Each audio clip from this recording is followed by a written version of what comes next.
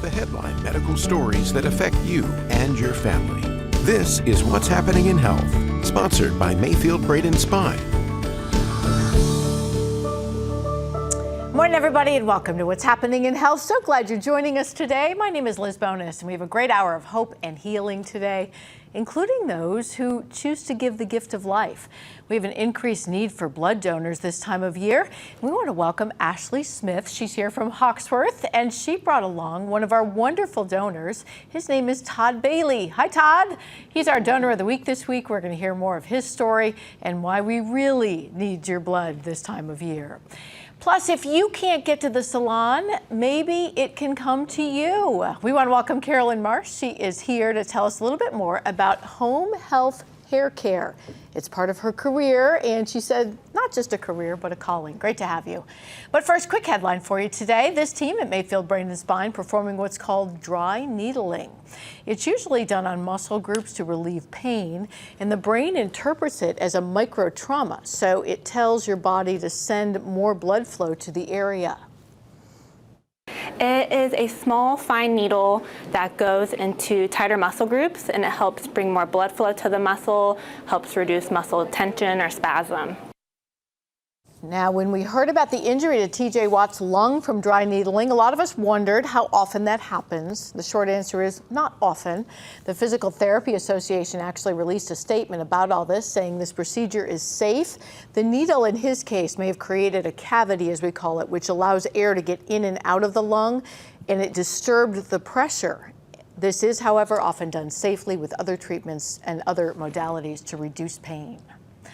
All right, also topping this hour, how much money you make could impact your health and your healthy rights today. We share a new report on people who feel like they don't get enough to eat.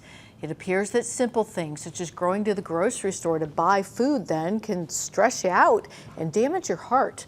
A report from the Mayo Clinic says this kind of stress can be as damaging as other major risk factors such as diabetes and high blood pressure.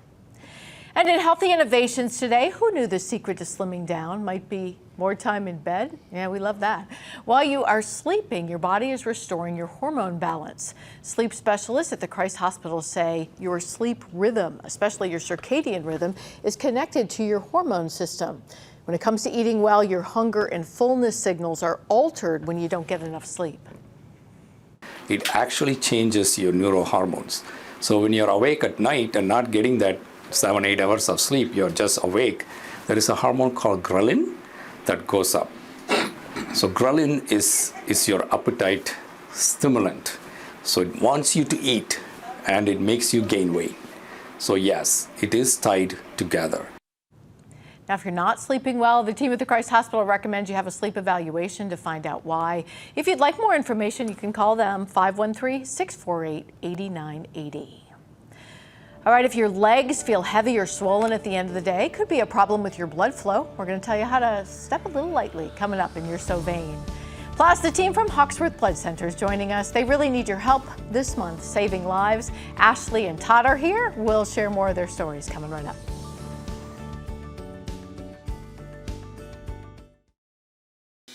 This portion of What's Happening in Health is sponsored by Life Enriching Communities and Hawksworth. Welcome back, everybody, and You're So Vain. Newer procedure could help your legs feel better if they ache at the end of the day. This procedure at the Vein Center of Cincinnati is called Varenthina. It's a treatment that, when it works, is a medication injected to seal off the bad vein, which then shifts the blood flow. It's an option if you've tried a few other things to reduce swelling in your legs. Elevating their legs, kind of getting gravity back in their favor. Wearing compression stockings is very good, especially if you're spending a lot of time on your feet or having to sit a lot. And then also just exercise. So any type of exercise. Walking is a simple, very effective exercise, which activates the calf muscle, which helps promote better circulation there. Now, the Vein team, just one of our health resources that will be joining us for a special evaluation and screening event. It's coming up. It's called New Year, New You. It's Friday, January 23rd at the YMCA on Clough Pike. I'll be there to help post it and do some live shots on our noon. We hope you'll mark your calendar and join us that date. It is all free. All right, and now to our wonderful friends from Hawksworth Blood Center. Great to have you here. If you didn't know, January, I'm told, is National Blood Donor Month. Yes. So tell us who you are and what you do. Yes, so Ashley Smith, Public Information Officer at Hawksworth, and I am with Todd, who I just met, well, just found out about this week, but Todd is well deserving of Donor of the Week and then some, and he's one of our wonderful donors that we're honoring this month.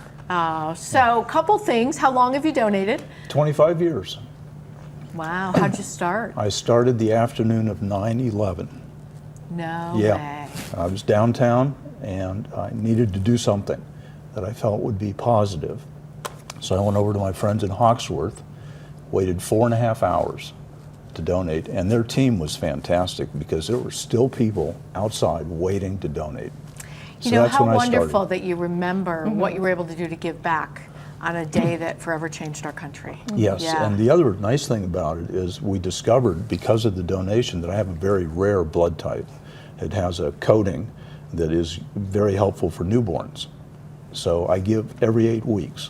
Good for And you. it goes- So what it is goes- that type, can I ask? I'm A negative, but I have an antigen, which is a coating on my red blood cells. And for some reason, and I don't know why, I have this. And it's great, Interesting. but I would not have discovered that.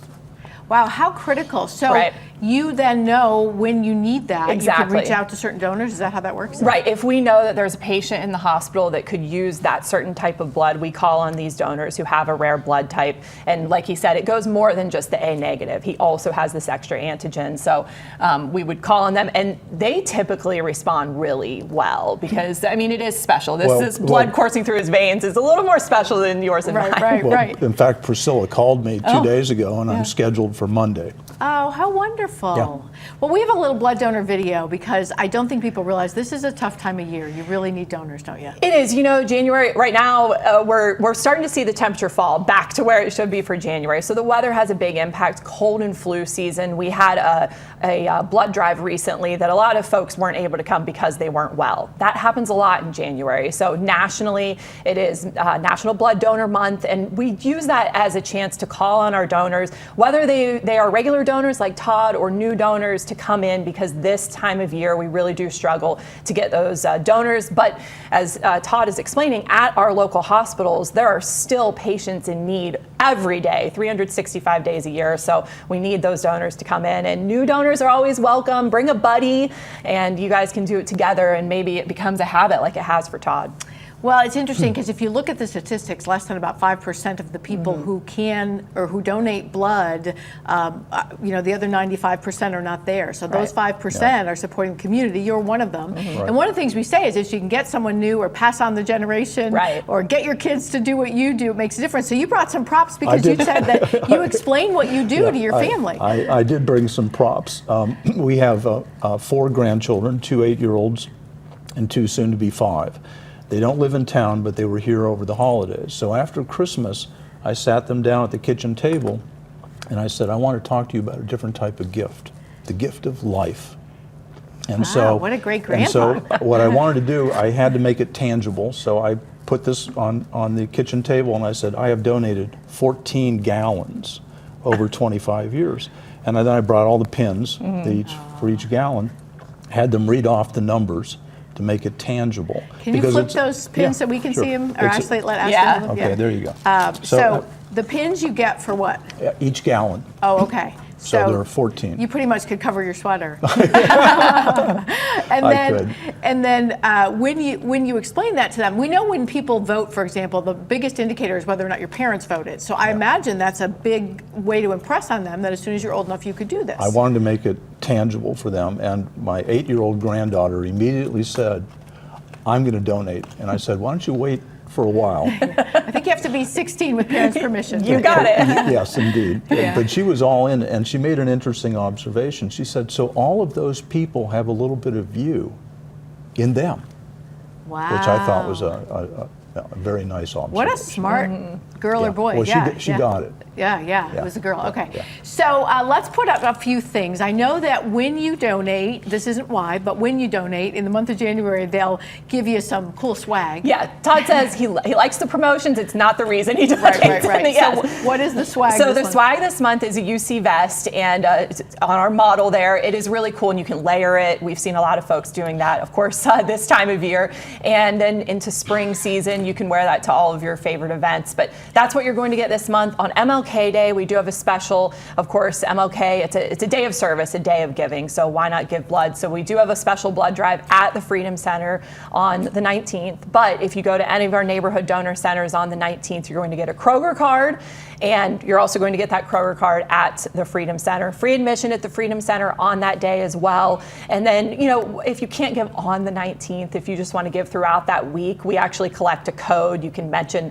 MLK Day at check-in and see how many people actually came out and answered that call of service that we would like everybody to do, not only MLK Day, but throughout the entire year, and create that Hawksworth habit again in 2026. Yeah, I love that has become a day of service. Yeah. So we're going to put up a number for appointments, give you the last word. So just from your heart, what do you feel when you are able to bless a baby or give like this? Oh, the feeling is a very wonderful, positive feeling, because I know I've helped somebody. I'll never meet these people. That doesn't matter. Right. Well said. Yeah. I always say it's the lazy way to volunteer. You can only do it once every 8 weeks, and it only takes about 45 minutes. That's my story. It's relaxing, calming. Yeah. Thank you, guys. We appreciate your story. Yep. We appreciate that you, give our community what we couldn't live without. Well, thank you, Liz. Yeah, appreciate it. Thank you, Liz. All right, coming up, we're going to talk to you about improving rural health care in our community. Big grant coming to some small towns to help improve access. Plus, we want to welcome Carolyn. Give me a hello there, Carolyn. She is just going to tell us about a wonderful business that she has that's a real thing of beauty. Stay with us on What's Happening in Health. This portion of What's Happening in Health is sponsored by Miami University, the Vein Center of Cincinnati, and Lindner Center of Hope. Morning, everybody. Once again, want to say we're glad you're joining us today. Got a big boost that's expected to come to many rural hospitals in our area. Starting this year, each state will receive between $147 million and $281 million from the Rural Health Transformation Program. Now, this is money that's also meant to improve health outcomes for people living in these rural areas. States that implement specific policy actions defined by the grants that accompany this program will receive more money, and the criteria then will be evaluated so that money can continue every year. All right, on now to our wonderful friend Carolyn Marsh. She is here because she has a unique type of home health program in the tri-state. Tell us a little bit about who you are and what you do. Thank you. Thank you for having me, Liz. My name is Carolyn, and I'm with Home Health Hair. I bring the salon experience to those living with medical or mobility challenges. And you are, by profession, a registered nurse and licensed cosmetologist, and I'm a licensed esthetician. So I hold 5 degrees, 3 licenses.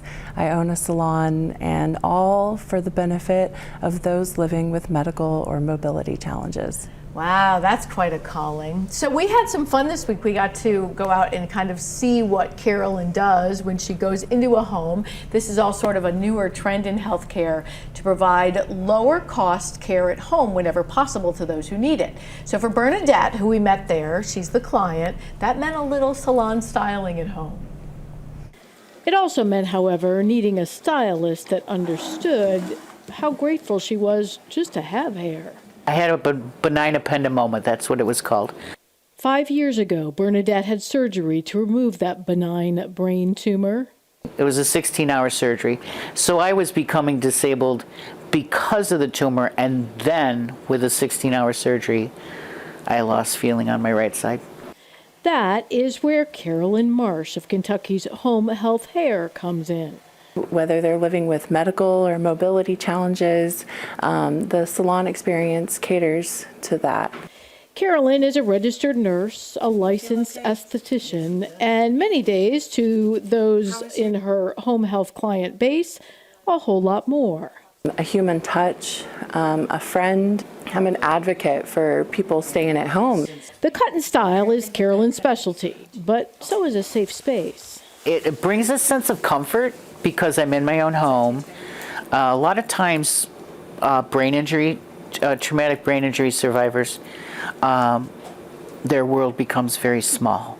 That world, Carolyn says, however, still deserves beauty and the feeling that even if it's small, as these before and afters show, you're not alone in it.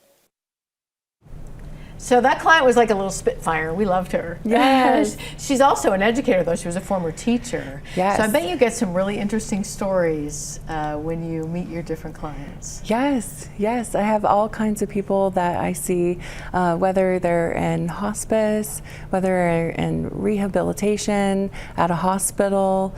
I go as far north as Middletown, Ohio, and as far south as Crittenden, Kentucky. I'm licensed in both Ohio and Kentucky. Oh, that's really good to know. So you had a little journey. What did you start with? Did you start with the hair or start with the nursing, or tell me a little bit about that?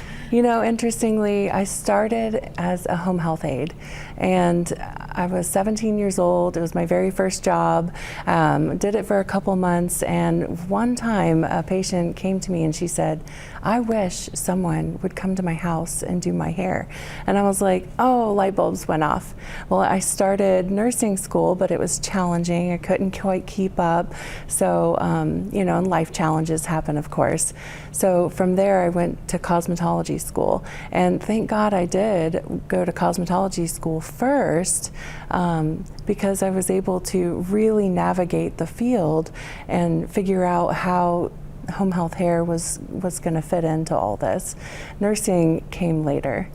So it's interesting to me because, either path would have worked, but, you had this foundation which was already serving people. Yes. And that's often what we say about our nurses.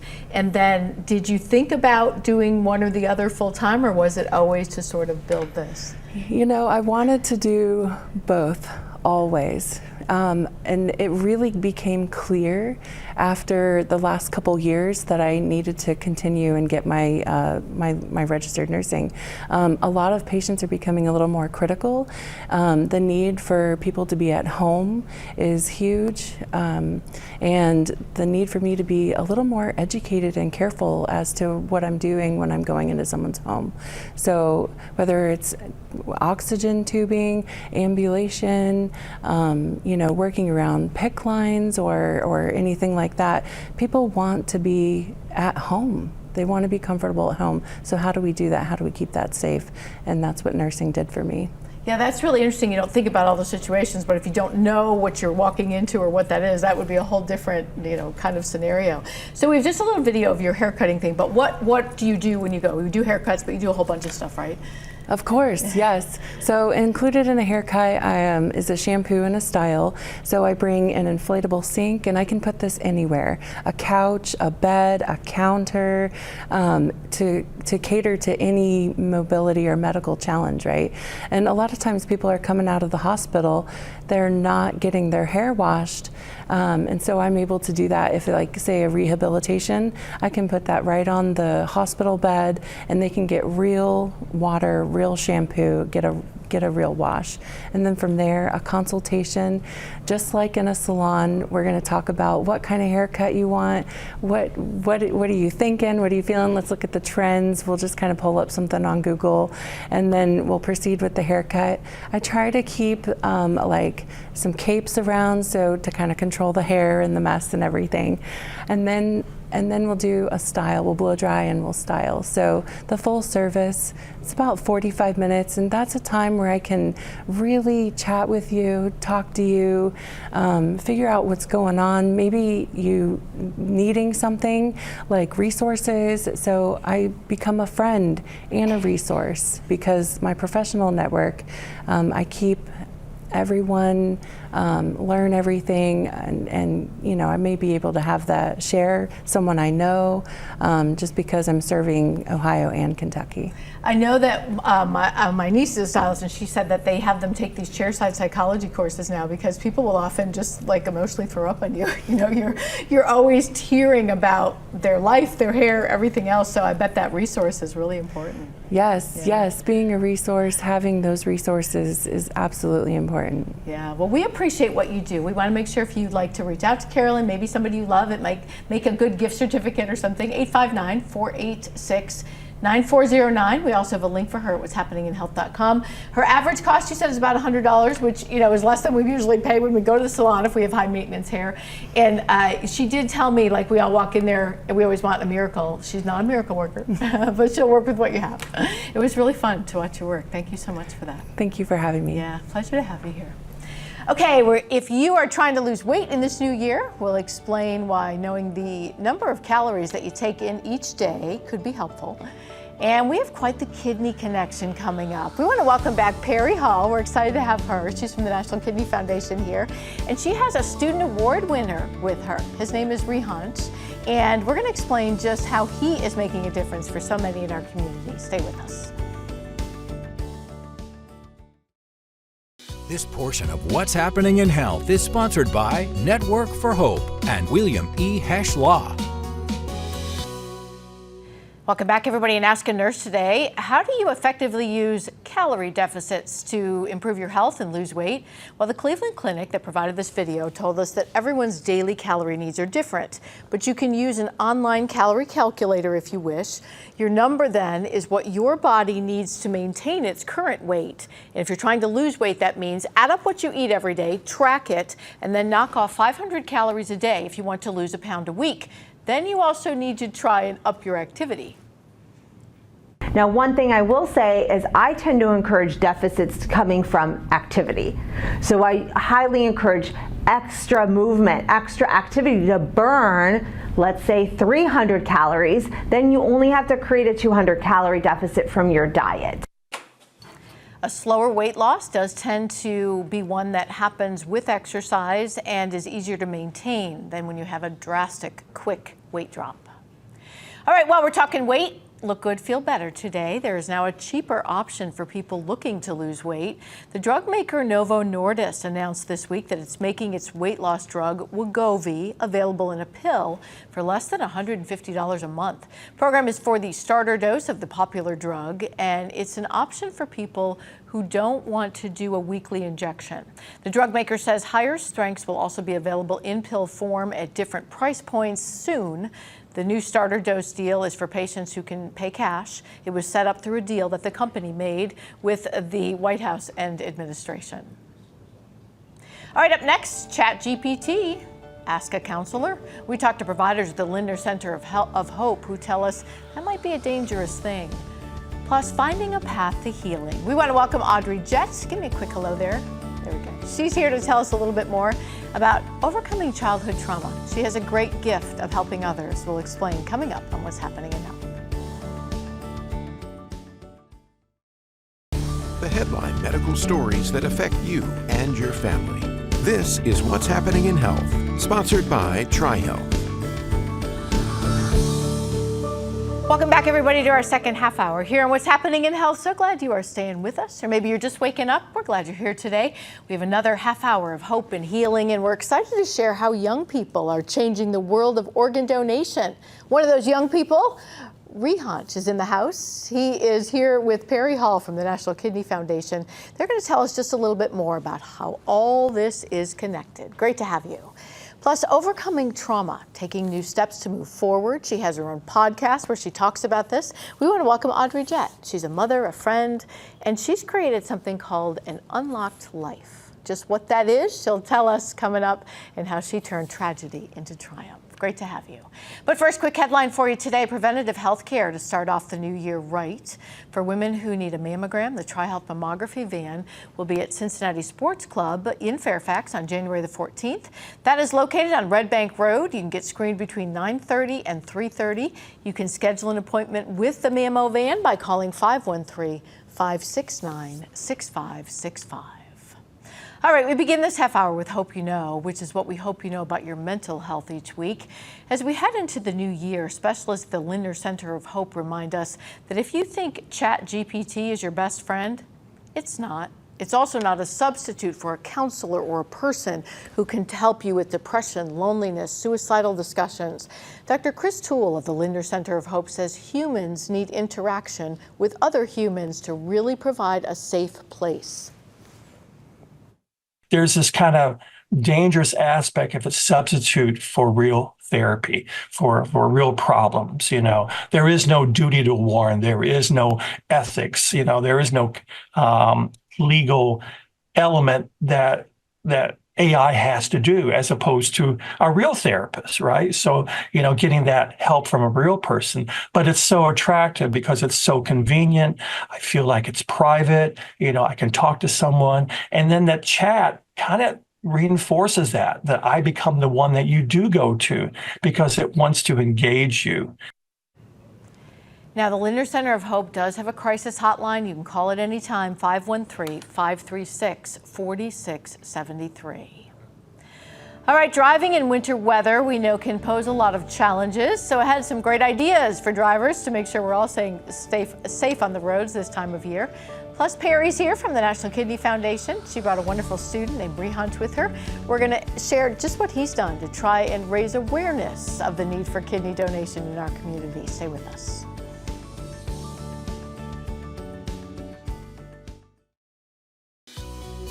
This portion of What's Happening in Health is sponsored by Metro. Hey, we're glad you're joining us here on What's Happening in Health and Healthy on the Go. Today, a reminder that when driving in winter weather, you need to make sure you give the salt trucks enough room to work. Watch this.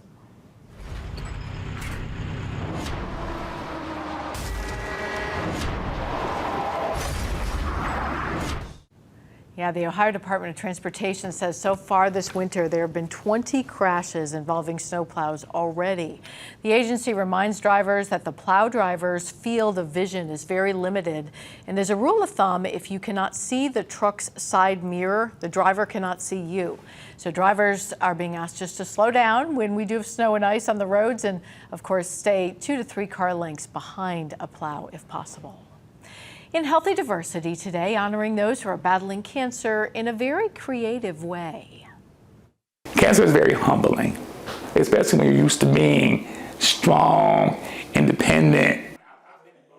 Now, we recently caught up with artist Brent Billingsley. He's also known as Mr. B in his studio. He is a head and neck cancer survivor. His team is working on a piece for Tyra Patterson, who you see here. She is another artist. She is battling breast cancer. I feel so validated. I feel important. I feel special, and I'm truly honored. I'm truly honored because things like this doesn't happen for everyone, and it just gives me that little bit of push that I need to say, hey, you're on the right track. Now, Mr. B says that he wanted to honor Tyra because despite her diagnosis, she has really chosen to give back to the community and continue to help others. All right, well, I don't know if you need a kidney transplant, but where you live can mean the difference between life and death, according to recent research. That's a study published from the Journal of the American Medical Association. Researchers say that people who live in a disadvantaged neighborhood have a much lower chance of needing a transplant and getting it when they need it. Those disparities are more pronounced among people of color and also for those who live in rural areas. And that brings us to our wonderful team from the Kidney Foundation. You know about that it's sometimes a zip code thing and sometimes access and so much more. Absolutely. Yeah. I want to welcome back Perry Hall. You have been just an advocate for kidney donation for such a long time, and you brought wonderful friends, but tell us who you are and where you're from. My name is Perry Hall, and I work for the National Kidney Foundation, and I am also a 2-time kidney recipient. Yes. We love her. We met her actually when she had her first kidney transplant. Then you had a baby, right? And the baby's like older now. 8. She just turned 8. That's how long. Yeah. And she's well? Yes. Oh, well, we love to hear that. We appreciate what you do in the community. Tell us why you brought our wonderful friend here.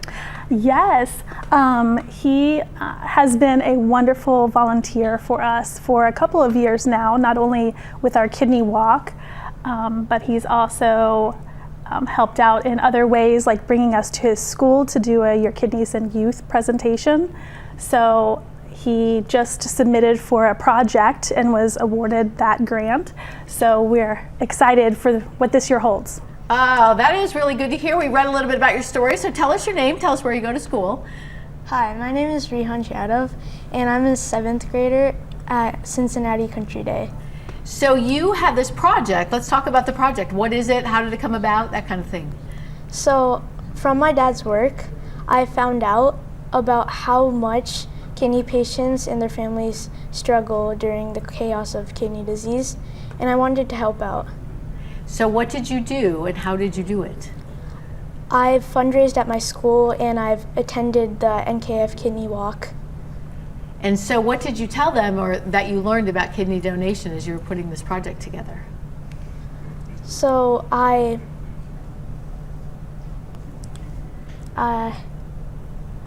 So did you learn it's much harder than you think? Yes. Very hard. Yeah. Yes. Yeah. Mm-hmm. You know, can I ask what grade you're in?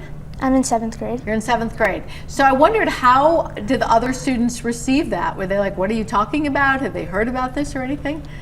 So they all were willing to help out, and I have done bake sales at my school, and they buy the baked products, and that money goes towards the kidney walk where I fundraise. And they really enjoyed seeing Sydney the kidney. So wait, we have a few photos of some of the stuff you did. Let's talk about that. So you kind of reached out and wanted to honor him with this award because? So actually, we are partnering with him on the award that he was granted, and he has chosen to take up bringing the youth whose grandparents or parents are on dialysis and creating a project around that to really help them understand and feel not so alone. And I think I appreciate his efforts and him taking on this responsibility because my oldest actually was 7 when I very first started dialysis way back in 2007. Wow. So my children were young. They didn't really understand what was happening. I was immediately put on dialysis, so I was away from them seemingly out of the blue. And it took a while for them, I think, to understand the process. And then I started doing chemo at home where they actually physically saw and could help the process. So I think it's a great asset to him for us to do this project and then want to include the youth learning more about kidney disease. Yeah, you know, you find out as you're doing this that you can sometimes prevent problems if you know about your kidneys, right? Yes. What is one thing that you learned that you were have been sharing with people about this project? So you have to eat healthy and you have to drink a lot of water. That's really true. Like, well, we're all joking like that we could live on burgers and fries. Our kidneys can pay the price for that. Did you learn that? Yeah. So where are we in this journey? You've got some upcoming activities that we can participate and support what he's doing. Your Dining with the Stars event is coming up. Yes, Dining with the Stars is March 11th. And we'll have local celebrities and restaurants come together. We also hand out awards and recognize some of our volunteers. And it's a great evening. It's on a weekday, so you're not having to sacrifice missing sports or things like that. And then the Kidney Walk has moved, so it will be September 13th this year. And I'm sure he will participate in both of those just the same. And then the project that he's working on is starting this year and will crest out at the end of 2026. Oh, that's really neat. So she mentioned Cindy the Kidney or Sydney. Sydney the Kidney. What is that? So it's NKF's mascot. And so what does that mean? What do you do with it? Have you just been sort of using it to raise awareness, or? Yeah, it's fun. A big kidney. Yeah. It's fun to see like something really tiny come to life, isn't it? Yeah. Have you enjoyed this project? Yes. Yeah. What'd you like about it? I just know that I'm helping people. Yeah. You know what? There's something that makes you feel good inside when you help people. And then when you see people who really need your help, you look at Perry and you say, she can be a mom because people like you make a difference. So God bless you guys. Thank you for what you do. Once again, that Dancing with the Stars or Dining with the Stars event is coming up on March 11th. We'll be sharing more information about that coming up here on what's happening in health. And we're grateful. We really appreciate you. Congratulations for your efforts. That's impressive. We appreciate you. When I was like in 7th grade, I don't remember doing anything like fancy like that, you know. I was just trying to, I don't know, maybe have my first boyfriend or something. Yeah. And we hope that you'll be there, right? Yes, I do plan to be there that night. Yes. Yeah, we look forward to it. Thanks, guys. Thank you. Appreciate you. Thank you. All right, just ahead, why if you have diabetes, you'll want to hear this. We explain and listen to this. Plus, we're going to welcome Audrey Jett. She's here to talk a little bit more about how to unlock your own life if you've struggled with trauma. She's got a great survival story we can't wait to share. This portion of What's Happening in Health is sponsored by Northern Kentucky Audiology. And listen to this, if you have diabetes or you've been told you have a touch of sugar, it's sometimes called, you may want to get your hearing checked. People with diabetes are twice as likely to develop hearing loss, and even prediabetes can raise the risk by 30%. Dr. Matthew Kist is an audiologist who says high blood sugars damage the ears. They have delicate blood vessels and nerves in them. He says here's a few of the early warning signs you may have hearing loss. If you find yourself asking for repetition pretty often, or if people around you more notably say, hey, I noticed you asked for repetition 2 or 3 times. Is everything okay? Are you tired? Is it a volume issue? Is it a lack of speech clarity issue?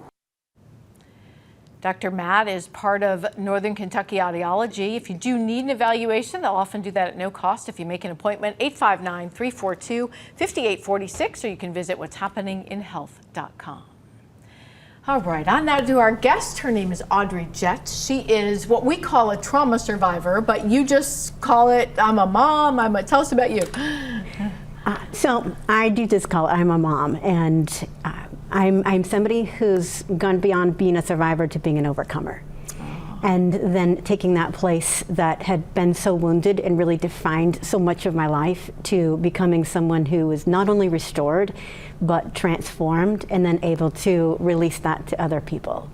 So it's interesting to hear you say that, because there are lots of people that will say, I just can't push past whatever is going on in my life. And you tend to stay the victim. And your mission was really not to do that, huh? That's right, that's right.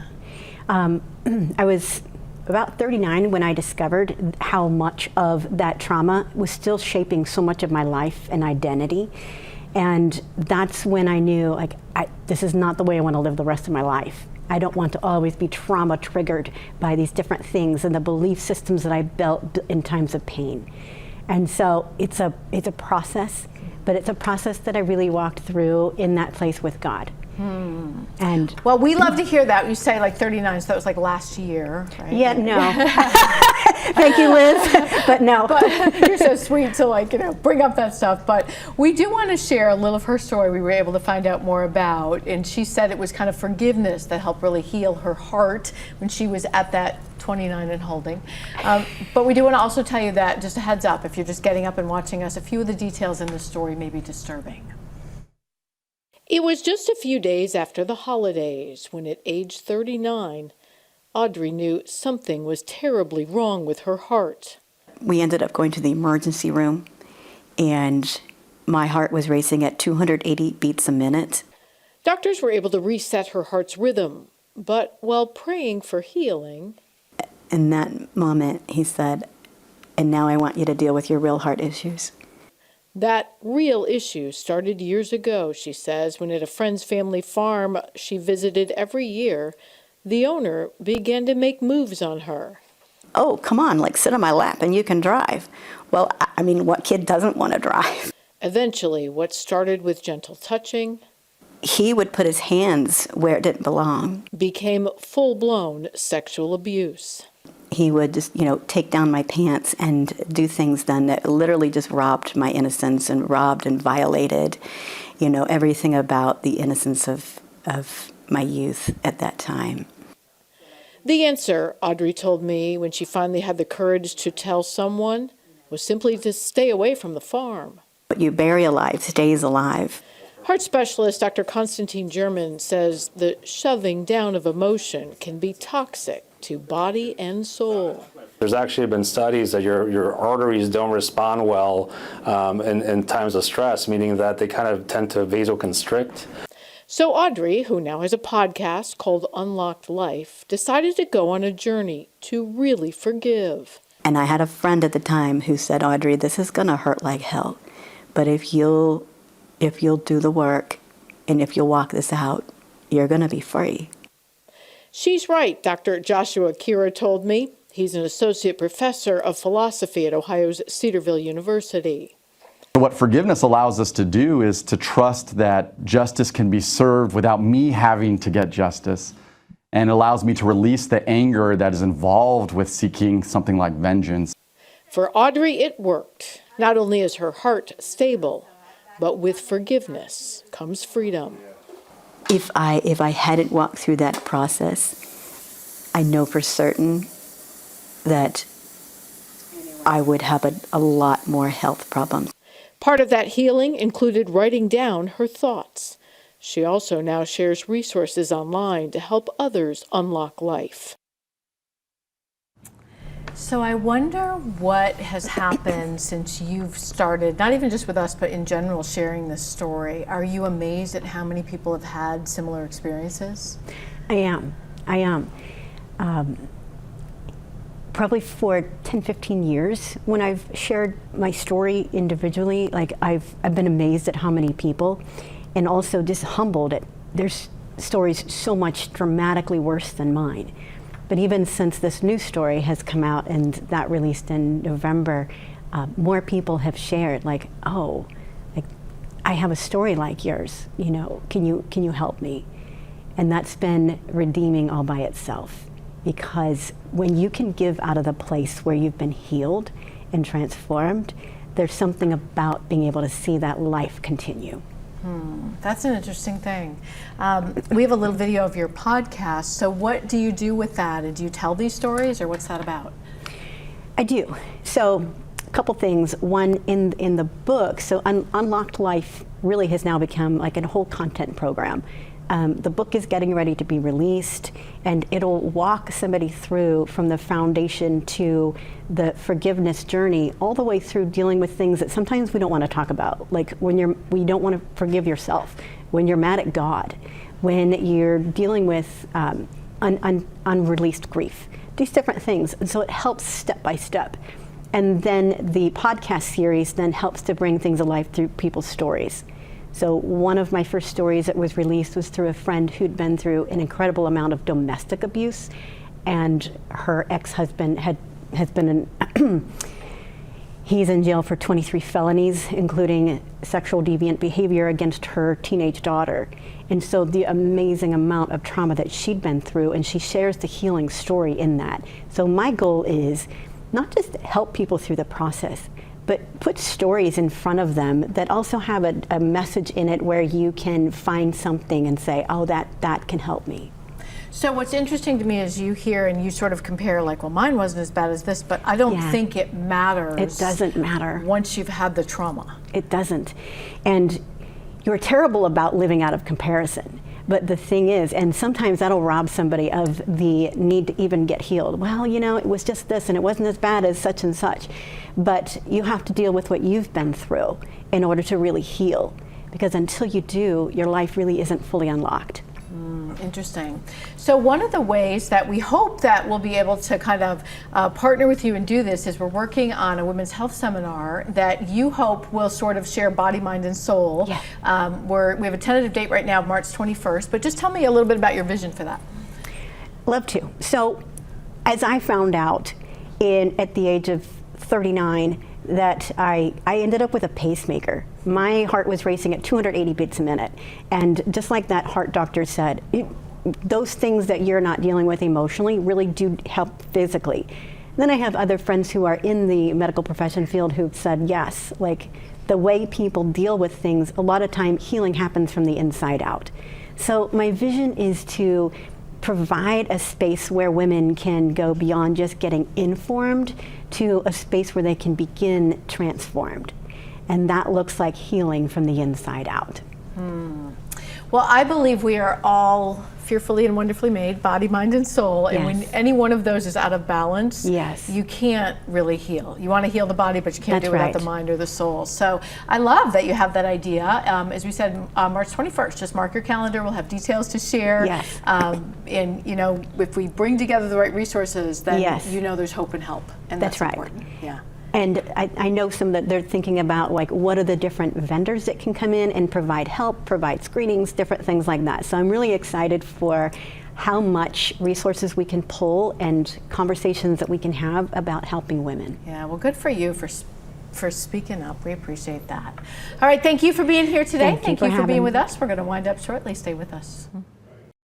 This portion of What's Happening in Health is sponsored by Mount St. Joseph University and Advanced Cosmetic Surgery and Laser Center. In Aging Gracefully, drinking coffee every day could add years to your life. That's good news if you're just waking up with us, huh? This is according to a recent global study in Aging Research Reviews. Researchers found that having 3 cups of coffee adds nearly 2 years to your life. The authors of this study say that having coffee can regularly help multiple functions in the body: your muscles, your heart, your mental health, your immune system.